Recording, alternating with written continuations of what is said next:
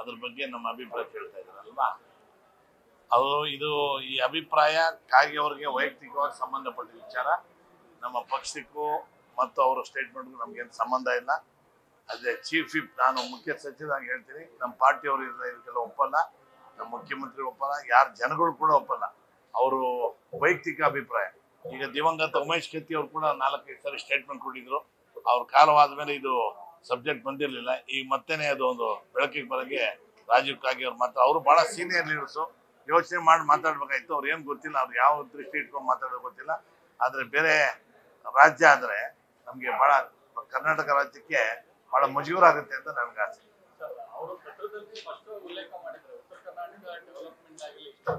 Development ಬೇಕಾದಷ್ಟು development ಆಗಿದೆ, ಅವ್ರಿಗೂ ಬೇಕಾದಷ್ಟು ಹಣ ಬಿಡುಗಡೆ ಮಾಡಿದ್ದಾರೆ CM. ಬೇಕಾದ್ರೆ ನೀವು 1 hour ನನಗೆ ಟೈಮ್ ಕೊಟ್ಟರೆ ವಿತ್ ಅವರು ಇದಕ್ಕೆ ಎಷ್ಟು ಹಣ ಬಿಡುಗಡೆ ಮಾಡಿದಾರೆ ಅಂತ ಹೇಳ್ತೀನಿ. ಅವ್ರು ಬೇರೆ ಇನ್ನೂ ಸ್ವಲ್ಪ ಅಭಿವೃದ್ಧಿ ಮಾಡಬೇಕು ಅನ್ನೋ ಆ ದೃಷ್ಟಿಯಿಂದ ಹೇಳಿರ್ಬೇಕು ಅಷ್ಟೇ ಹೊರತಾಗಿ ಅವ್ರು ಡೆವಲಪ್ಮೆಂಟ್ ಮಾಡಿಲ್ಲ ಅಂತ ಏನಿಲ್ಲ. ಉತ್ತರ ಕರ್ನಾಟಕ ಹಾಗಾದ್ರೆ ಡೆವಲಪ್ಮೆಂಟ್ ಮಾಡಲು ಬೇರೆ MLAಗಳು ಯಾಕೆ ಸುಮ್ಮನೆ ಕೂತಿದ್ದಾರೆ? ಇವರೊಬ್ಬರೇ ಯಾಕೆ ಅಭಿಪ್ರಾಯ ಪಡಿಸ್ಬೇಕು ಅಲ್ವಾ?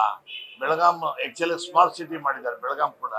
ಆಮೇಲೆ ಎಲ್ಲ ತಾಲೂಕುಗಳಿಗೆಲ್ಲ ಕೂಡ ಎಲ್ಲ ತಾಲೂಕುಗಳಿಗೆ ಬೇಕಾದಷ್ಟು ಹಣ ರೆಗ್ಯುಲರ್ ಏನು ಬರ್ತಾನೆ ಇದೆ, ಅಭಿವೃದ್ಧಿ ಪಡ್ತಾ ಇದ್ದಾರೆ. ಅವ್ರು ಯಾವ ದೃಷ್ಟಿ ಇಟ್ಕೊಂಡು ಸ್ಟೇಟ್ಮೆಂಟ್ ಕೊಟ್ಟು ಗೊತ್ತಿಲ್ಲ. ಅದಕ್ಕೆ ನಾವಂತೂ ತಯಾರಿಲ್ಲ. We are not for it.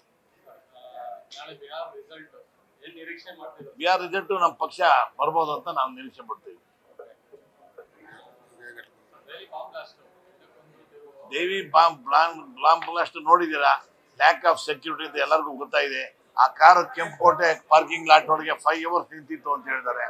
ಪೊಲೀಸ್ನವರೇ ಹೇಳ್ತಾರೆ 5 hours ನಿಂತಿದ್ದಾರೆ. 5 hours ನಿಂತಿದ್ದು ಕ್ವಶನ್ ಮಾಡಬಾಯ್ತು, ಎನ್ಕ್ವೈರಿ ಮಾಡಬಾಯ್ತು, ಏನು ಮಾಡಿಲ್ಲ. ಅದಕ್ಕೋಸ್ಕರ ಸೆಕ್ಯೂರಿಟಿ ಲ್ಯಾಬ್ಸ್ ಅಂತ. ಆಮೇಲೆ ಇದು ಎಲ್ಲ ಈಗ ಏನಾಗ್ತದೆ, ಬಿಹಾರ್ ಎಲೆಕ್ಷನ್ ನಡೀತಾ ಇದೆ. ಆ ಟೈಮ್ಗೆ ಏನಾದ್ರು ಒಂದು ಪಲ್ಮಾದ್ ಆಯ್ತು, ನೋಡಿದಾರೆ ಪುಲ್ವಾಮಾದ್ ಒಂದಾಯ್ತು.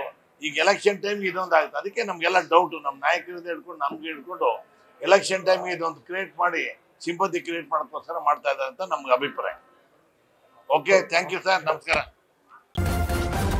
ನ್ಯೂಸ್ ಫಸ್ಟ್ ನಿರ್ಭೀತಿಯಿಂದ ನಿಮ್ಮ ಪರವಾಗಿ.